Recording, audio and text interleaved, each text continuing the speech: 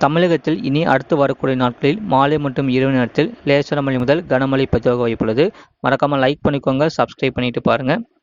வடக்கு ஆந்திரா, தெற்கு ஒரிசா கடலோர பகுதிகளை ஒட்டிய வங்கக்கடல் பகுதிகளில் நிலவிய ஆழ்ந்த காற்றழுத்த தாழ்வு பகுதி தெற்கு ஒரிசா மற்றும் அதனை ஒட்டிய வடக்கு ஆந்திரா பகுதிகளில் காற்றழுத்த தாழ்வு பகுதியாக நிலவுகிறது.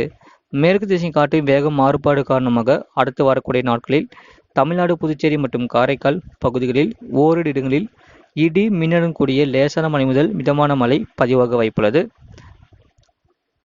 இனி அடுத்து வரக்கூடிய நாட்களில் எந்தெந்த மாவட்டங்களுக்கு கனமழை, எந்தெந்த மாவட்டங்களுக்கு மிதமான மழை பதிவாக வாய்ப்புள்ளது சொல்ல பார்க்க போகிறோம்.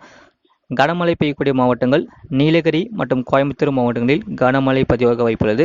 மிதமான மழை பெய்யக்கூடிய மாவட்டங்கள் தேனி, தென்காசி மற்றும் கன்னியாகுமரி மாவட்டங்களில் மிதமான மழை பதிவாக வாய்ப்புள்ளது.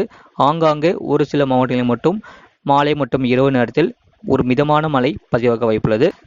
வட தமிழக கடலோர மற்றும் உள் மாவட்டங்களில் பெரும்பாலும் ஓரளவு மேகமூட்டத்துடன் காணப்படும். ஒரு சில இடங்களில் மட்டும் மிதமான மழை முதல் லேசான மழை பதிவாக வாய்ப்புள்ளது. தென் மற்றும் டெல்டா மாவட்டங்களில் பொதுவாக வானம் ஓரளவு மேகமூட்டத்துடன் காணப்படும். மீனலுக்கான எச்சரிக்கை: தமிழக கடலோர பகுதி, மன்னார் வளைகுடா மற்றும் அதனை ஒட்டிய குமரிக்கடல் பகுதி, ஆந்திரா கடலோர பகுதி மற்றும் அதனை ஒட்டிய மத்திய மேற்கு வங்கக்கடல் பகுதிகளில் பலத்த காற்று 65 கிலோமீட்டர் வேகத்தில் வீசக்கூடும். இலங்கை கடலோர பகுதி மற்றும் அதனை ஒட்டிய தென்மேற்கு, தென்கிழக்கு வங்கக்கடல் பகுதிகள் மற்றும் மத்திய கிழக்கு வங்கக்கடல் பகுதிகளில் பலத்த காற்று 55 கிலோமீட்டர் வேகத்தில் வீசக்கூடும்.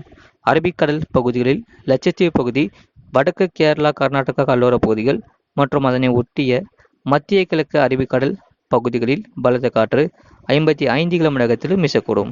வெப்பநிலை பற்றிய குறிப்பு: அதிகபட்ச வெப்பநிலையை பொறுத்தவரை தூத்துக்குடியில் 38 டிகிரி செல்சியஸ் பதிவாகியுள்ளது. கடந்த 24 மணி நேரத்தில் பதிவான மழையின் அளவு நீலகிரி மாவட்டம் 5 சென்டிமீட்டர் பதிவாகியுள்ளது. அதேபோல் தேனி, திருப்பூர், கோயம்புத்தூர், சிவகங்கை மாவட்டங்களில் தலா 1 சென்டிமீட்டர் பதிவாகியுள்ளது. மறக்காமல் லைக் பண்ணிக்கோங்க, சப்ஸ்கிரைப் பண்ணி வச்சுக்கோங்க. இனி அடுத்து வரக்கூடிய நாட்களில் மாலை மற்றும் இரவு நேரத்தில் லேசான மழை முதல் மிதமான மழை பதிவாக வாய்ப்புள்ளது. இந்த மழையை பொறுத்தவரை வருகின்ற ஆகஸ்ட் 1 வரை மாலை மற்றும் இரவு நேரத்தில் லேசான மழை முதல் மிதமான மழையும் ஒரு சில இடங்களில் கனமழையும் பதிவாக வாய்ப்புள்ளது. மறக்காமல் லைக் பண்ணிக்கோங்க, சப்ஸ்கிரைப் பண்ணிட்டு பாருங்க.